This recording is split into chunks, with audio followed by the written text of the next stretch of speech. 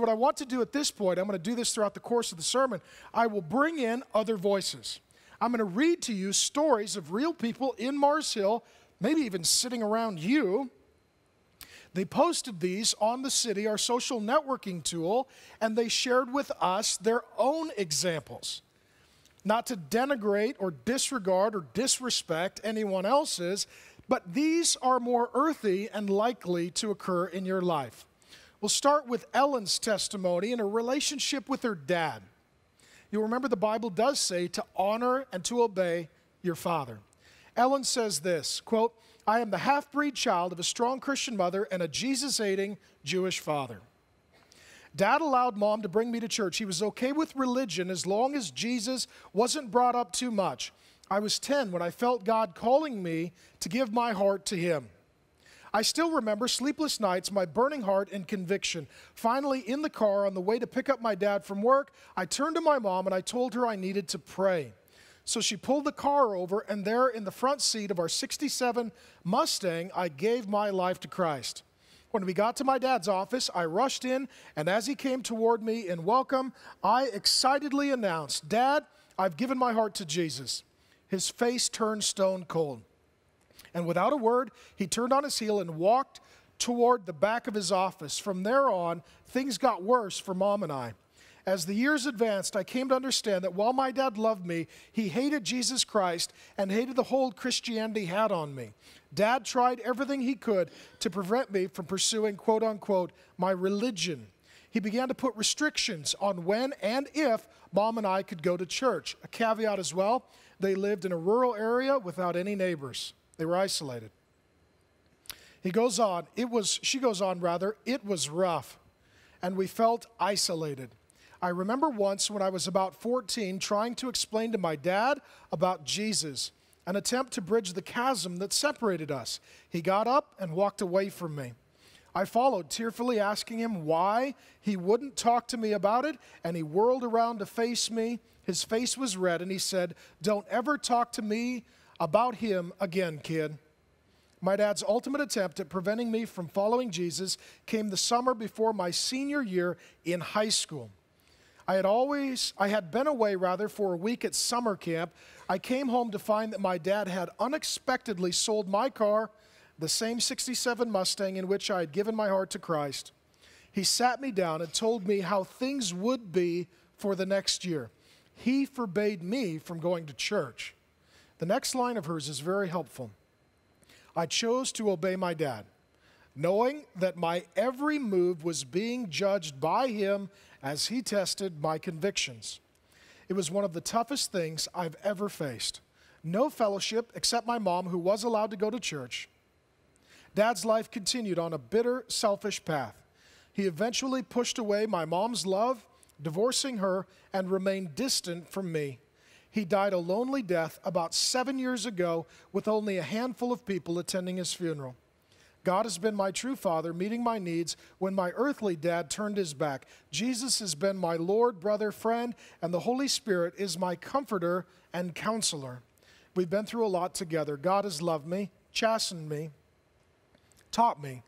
He has blessed me with a husband who loves him and loves me, and the 4 amazing kids he has given us. That is a very insightful modern-day example. Teenage girl lives far away from a community of any sort or kind. She loves Jesus. Her dad sells her car, so she can't go to church, forbids her from attending church. What should she do?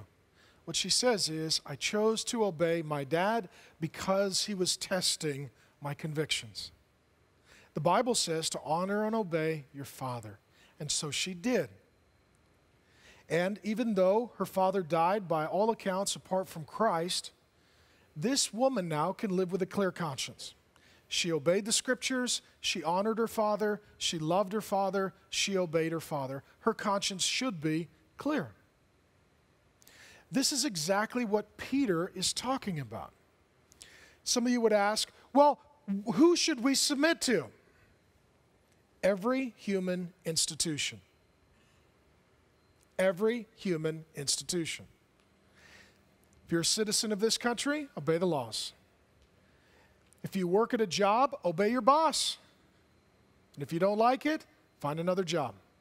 If you're in an organization, obey the leadership. And if you can't obey them, find another organization if it's voluntary participation. If you're in a church, our church included, submit to the leaders who lead the church. That's what Hebrews 13 says. Obey your leaders, submit to their authority.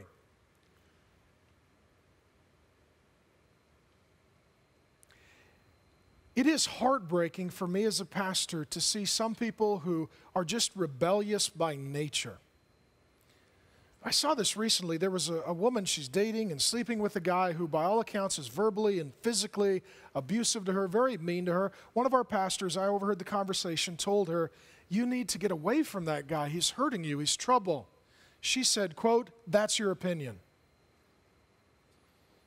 That's the opinion of the pastor who loves you and is appointed by God to care for you. I mean, people are self-destructive, and leadership is often put in place to save us from lots of sin and pain. And surely not all authority is good, but we are to submit to, and submit means to respect and obey, to be subject to, for the Lord's sake. Now, let me tell you what this looks like. This looks like even you and I obeying laws that we don't necessarily like. We get these questions all the time at Mars Hill. Here are the most favorite questions at Mars Hill on this issue. Can I smoke weed? All right? Those people only know 2 verses. Every seed-bearing plant the Lord God gave is good, and thou shalt not judge. That's the sum total of their verse memory system.